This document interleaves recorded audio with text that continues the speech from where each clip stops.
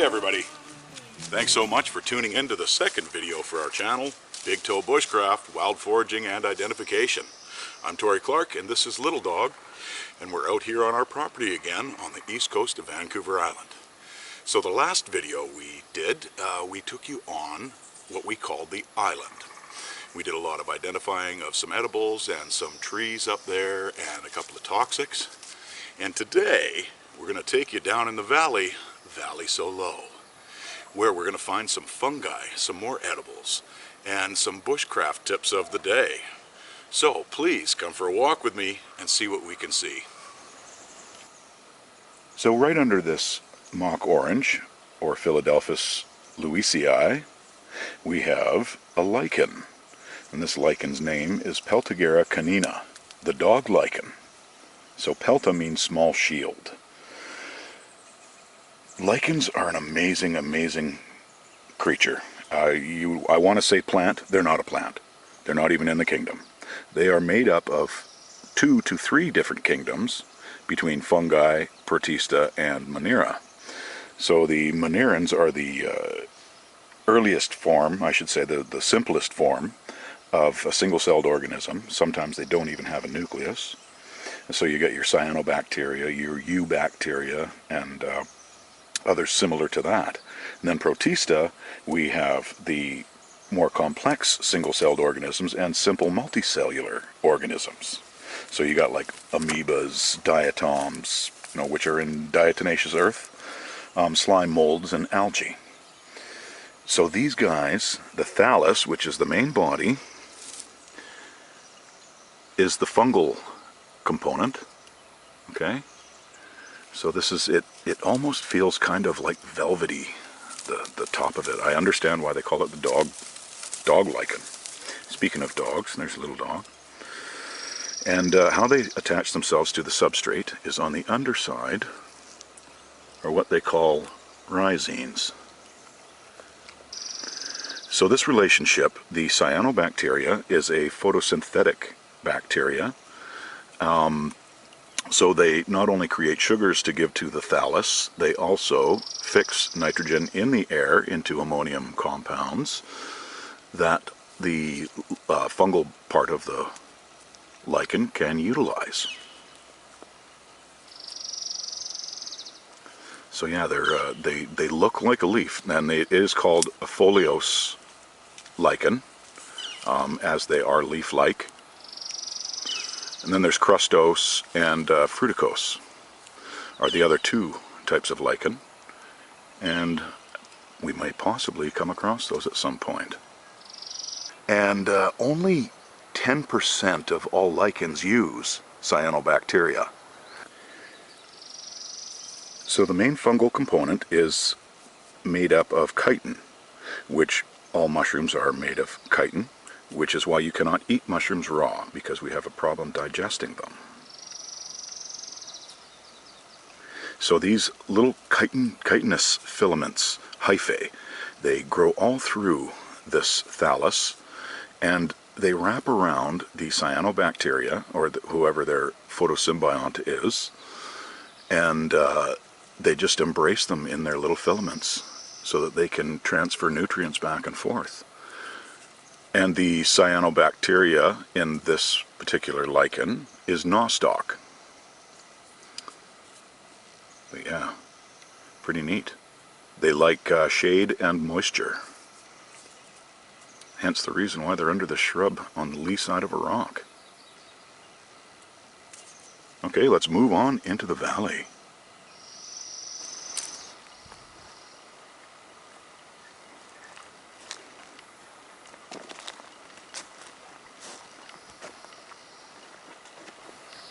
Okay, so we're at the entrance to the valley. The nice stand of alder, red alder, Alnus rubra. These guys do everything. They're an everything tree. Not only do they have edible parts, they also have medicinal parts, and they also fix the nitrogen in the atmosphere, just like the cyanobacteria does for the lichens. Only this tree sends it down into the roots and into the soil. Now it probably fixes it into like an ammonium compound of some kind, and this helps all the undergrowth in the forest and the other trees all around it. So I'm going to start with the bark on the alder, and the bark is obviously the outer layer. And it has what they call salicin in it. And this, in our body, gets converted to salicylic acid. And you've probably heard of acetylsalic acid, which is just ASA or aspirin. Well, this is related to it, and it does the same things. So you can put it into a tea, make an infusion for it. It's good for headaches, gastrointestinal problems, arthritis. You can even put it into a poultice and wrap it around your eczema or psoriasis.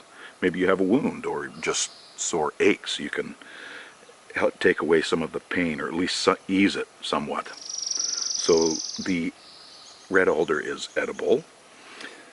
The catkins, which are laying all over the place here, these are the catkins. This is the male part that releases the pollen. So these guys, the wind has knocked pretty much all of these off. So these are full of protein, but they are also very bitter. So you'd have to probably boil it to try and remove that bitterness. Now beneath the bark layer we have the cambium. You can dry this, and it turns, you can use it for like a soup thickener, or use it for mixing in for your flour for breads. It starts out, when you first see the cambium underneath the bark, it's white, creamy colored, and over about a 24-hour period it will start to turn red because of the tannins that are in it. You can use the sap in the late winter, make syrups, and it's a sweet flavor.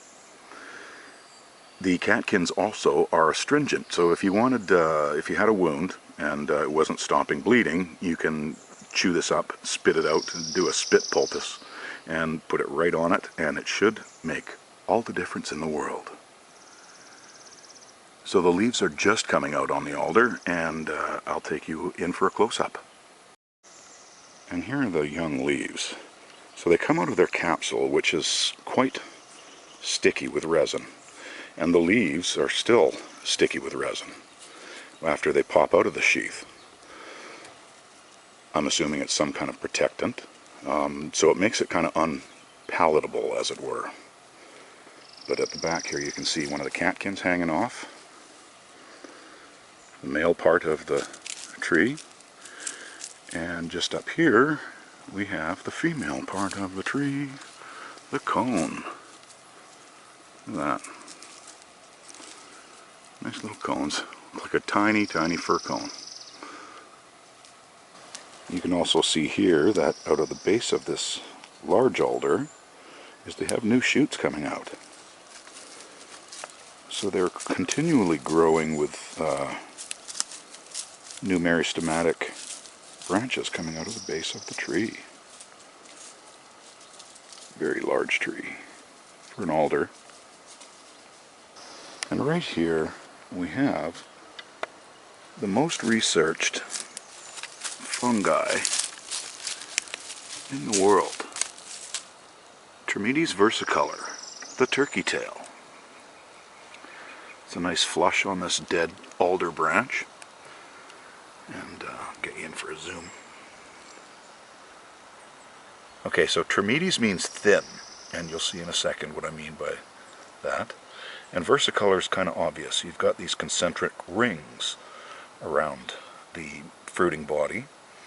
These are a white rot decomposer, a bracket fungus, and they break down the lignins, and to a lesser degree some of the cellulose in the trees, or branches, dead branches, and they break them down. Now these are so researched in the field of cancer medicine, and they've had huge success They grow everywhere in the Pacific Northwest. And I'm going to take off one of them for an example. And I can show you the underside. So here is the pore surface, as they are a polypore. So you can see the little tiny pores. And without these white rot and brown rot decomposers, these being the white rot, as I'd mentioned, the logs and dead trees in the forest would just pile up and pile up and pile up. But amazing, amazing research that they've done with, like I say, a huge success in the cancer field. And I am going to actually harvest some of these. So to take them, you want to take them home, dry them up, grind them, and you can put them in teas, you can make them into tinctures, put them in soup.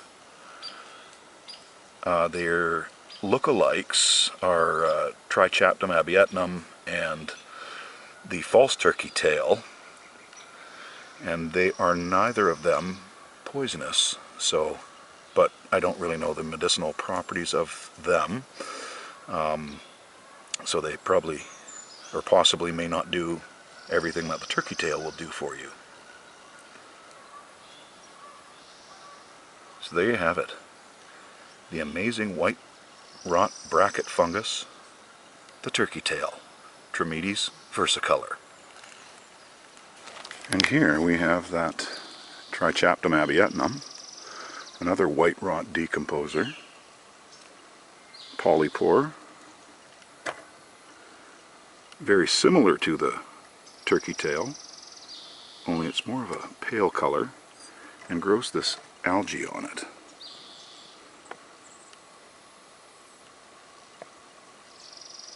Come on, focus, there we go. So the underside, the pore surface, is purpley brown, but it still has a white spore print, same as the turkey tail. So again, there are a similar species, but in a totally different genus. And this one's growing on a Douglas fir, and the turkey tail grow on hardwood.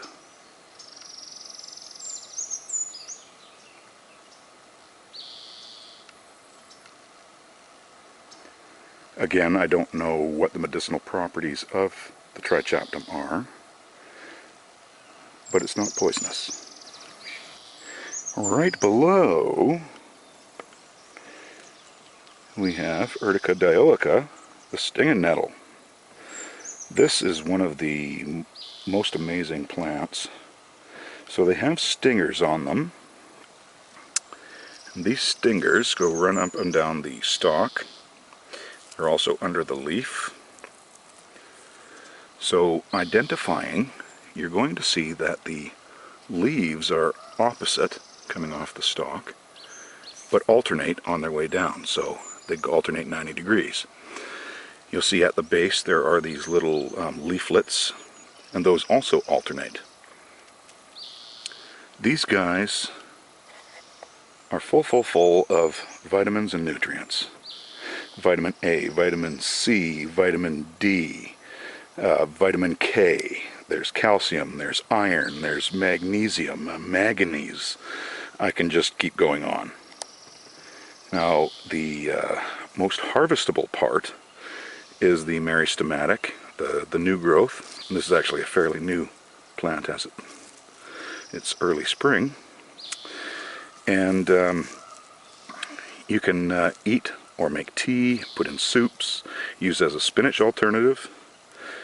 And yes, it has spines on it, and those spines have formic acid in them. They're trichomes, and which is the same compound which is in the venom of fire ants. So good times there. To get rid of the spines, you can blanch them really quickly in boiling water, and if you put them into an ice bath right afterwards, immediately, they will keep their color, and they won't lilt near as bad. And like I say, you can use it as a spinach alternative, put it in lasagna or something like that. When they get older, bushcraft tip of the day, you can peel the outer layers, and they're quite fibrous, and you can make them into cordage. Braid them to make them stronger, obviously. So yeah, an all-around very, very useful plant. The stinging nettle, Urtica dioica. A couple of old gnarly trees wrapped in their lover's embrace. Both coming out of the same stump by the looks of it, or at least very closely side by side. And then as they grew, they kind of wrapped around each other.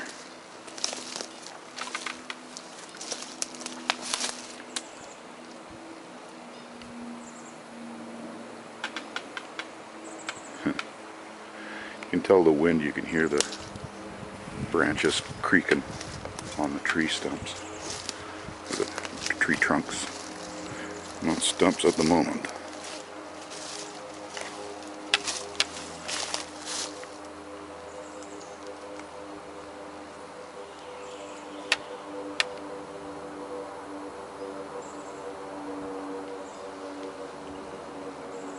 Crazy amount of movement up at the top in the canopy with the wind.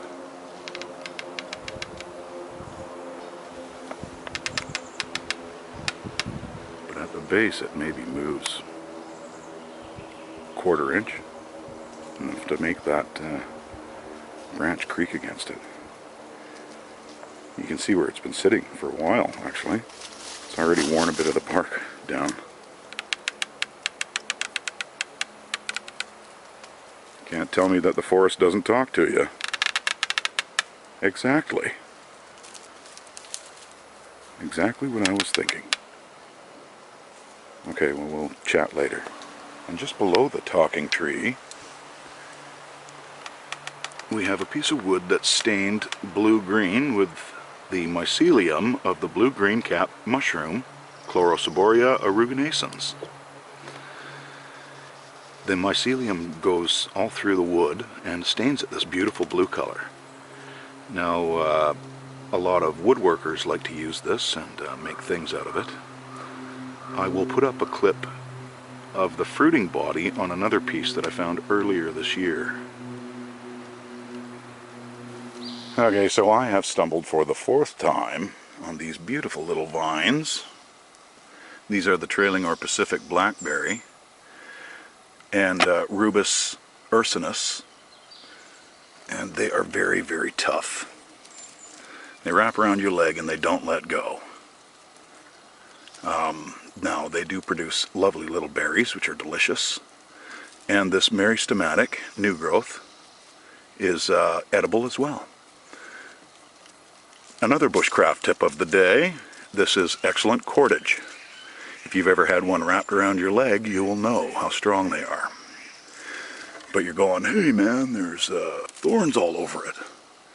Easy to get rid of. So wear a pair of gloves, put the vine in between your fingers, run it through your fingers. It should take it all off. If not, rub it back and forth on something abrasive like a log or a stump or a tree, and that will work them all off. To make them stronger, again, you can braid them. Say if you want to do a ridge pole or something on your cabin, bushcraft cabin. But yeah, trailing or Pacific blackberry, Rubus ursinus. You know, you don't have to just look out for tripping hazards out here. You know, we're in the wild, so you're going to have to deal with, you know, bears and cougars and lions and tigers and bears, oh my. You know, we don't have anything really major out here. The bears pretty much stay away, but the cougars are always around. And I got a nice bug on my screen. There he goes. Thank you. Alright, let's carry on. This is the false turkey tail, Stereum ostrea. You can see it's still got the concentric rings. It is a crust fungus and not a bracket fungus. And it does not have a pore surface. It is not a polypore. I apologize for a little dog licking my face here as I'm bent over. So here's the underside of this guy. There's a piece of it anyways. You can see it's smooth. There's no pore surface. Again, it's not poisonous and it wouldn't hurt you if you mistook it for turkey tail. Another white rot decomposer though. And doing its job here on the forest floor in amongst this mossy log. And right beside the false turkey tail is a nice lichen. This is the tree lungwort lichen, Lobaria pulmonaria. Now the Peltigera canina, as I showed at the beginning of the video, had one photosymbiont from one kingdom, Monera. This one has two photosymbionts, and they are from Kingdom Monera and Kingdom Protista. So you've got the green algae from the Kingdom Protista, and you have the cyanobacteria from the Kingdom Monera, and the main thallus or body is the fungal component. So the cyanobacteria, the other one was nostoc. I don't know what this particular one is. It fixes nitrogen in the air, and this gets transferred over to the green algae, which then causes it to grow and divide. So it can create more photosynthesis and make more sugars for the thallus, and the thallus will continue sending nutrients and water to the bacteria and the algae. Very cool. So 3 kingdoms in this bad boy. Now a lot of people see the lichens on trees and think, oh, it's killing the trees. Well, it's not. It fixes itself to the outer part of the bark, and it does not go through the bark like the mycelium of fungus do. So it's barely attached to it, and that's why this one blew off in the wind. And they don't hurt the tree. But if you do see the lichen dying, or starting to degrade, then you've got air pollution problems, or air quality problems, I should say. So it's a good indicator of your environment. On this toppled over big leaf maple, Acer macrophyllum, we have the hoof fungus, Fomes fomentarius. Okay, I'm going to pause so I can get in there a little closer without shaking the crap out of this camera. Just look at these beautiful fungi. They really do look like a hoof. Now, they would have spread billions upon billions of spores by now. They're quite old, and actually they're dead. When this tree was upright, they were alive and still doing their thing, but their functions have ceased. And this is the spore body of the Fomes fomentarius. But yeah, these guys are done. They should be facing vertical, downward. But they are horizontal as the tree fell over. But they're barely even fixed onto this thing. So, but they've done a lot of their work in here. These guys are brown rot decomposers. So they break down the cellulose in the trees. The dead wood, I should say. And we're going to come across some other brown rot decomposers. These guys are also bracket fungus, polypores.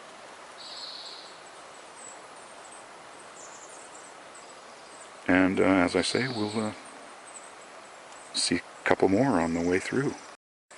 So this is a young conch, and I don't know what species it is. It is quite young.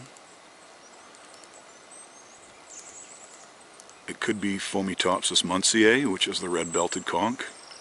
Could be Fomitopsis ocratiae, which is the unbelted conch. There's a few of them on here. And they grow on softwood. So this one here is on a Douglas fir, Pseudotsuga menziesii. And we will continue keeping an eye on their progress. Kind of look like a clown nose.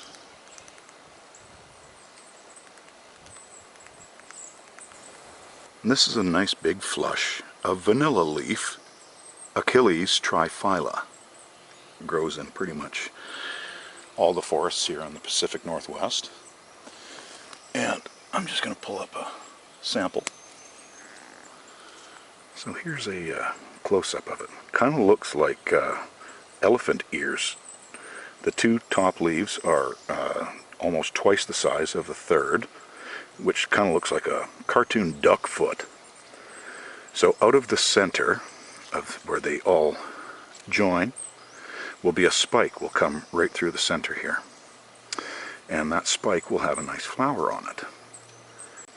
And or you can dry them and use them like a potpourri, and the vanilla scent really comes out when you dry them.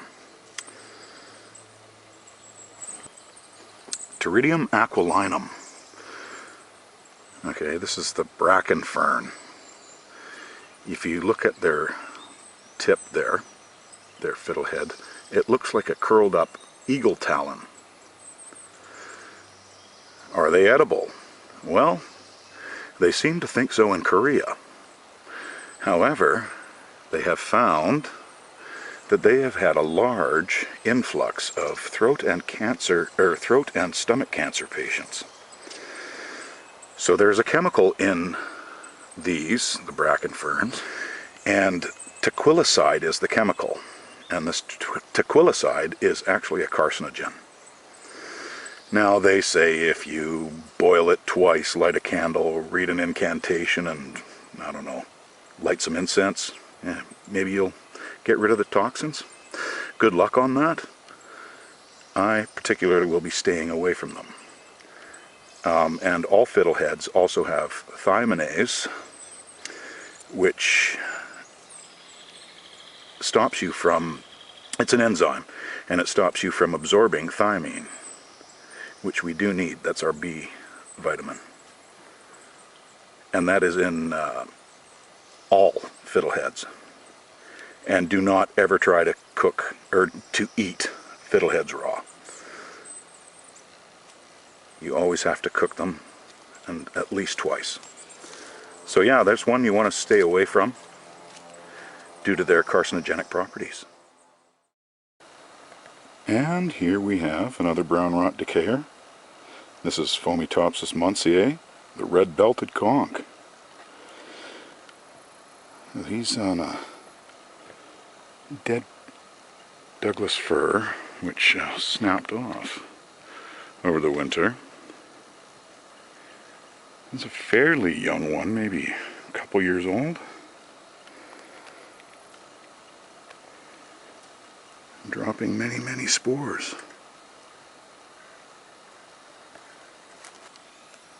So this place was logged in the 20s.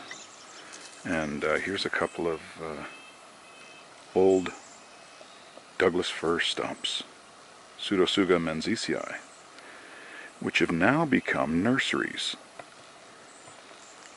I'll bring you in for a closer shot. So they become a nursery for this red huckleberry, Vaccinium parvifolium, and 3 little red cedar trees, Thuja plicata. So yeah, they're did their thing when they were alive for like probably 100+ years, and they continue contributing to the forest. On our journey back, I came across this other piece of wood stained with mycelium of Chlorosoboria aeruginascens. Only this one I flipped over, and there is some fruiting bodies on the underside. So I'm just going to pause this and flip it over and show you. There they are.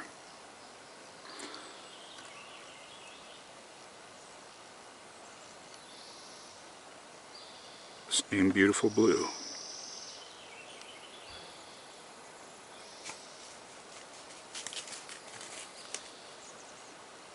Chlorosoboria aeruginosus, the blue green cap mushroom. Alright, so we have come to the end of our video of Down in the Valley. Thank you so much for joining us on our little journey today, and we hope to see you next time. And if you like, you know all the things to do: like, smash, click, do whatever you gotta do. Anyways, there's another minute and a half of ASMR down by the creek. So thanks again, gang. See you next time.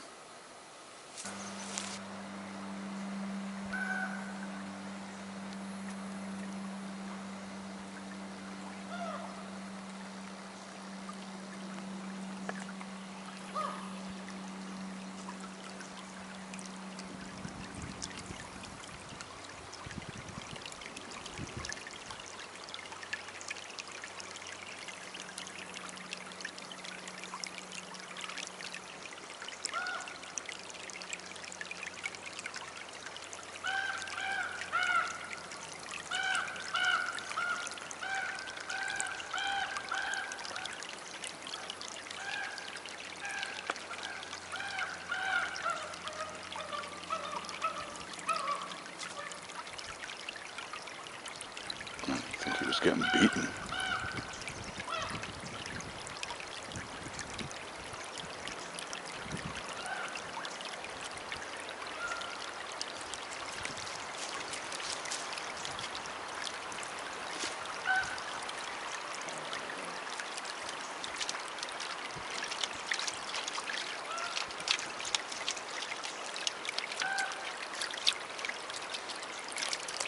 Yes, you are the star of this show.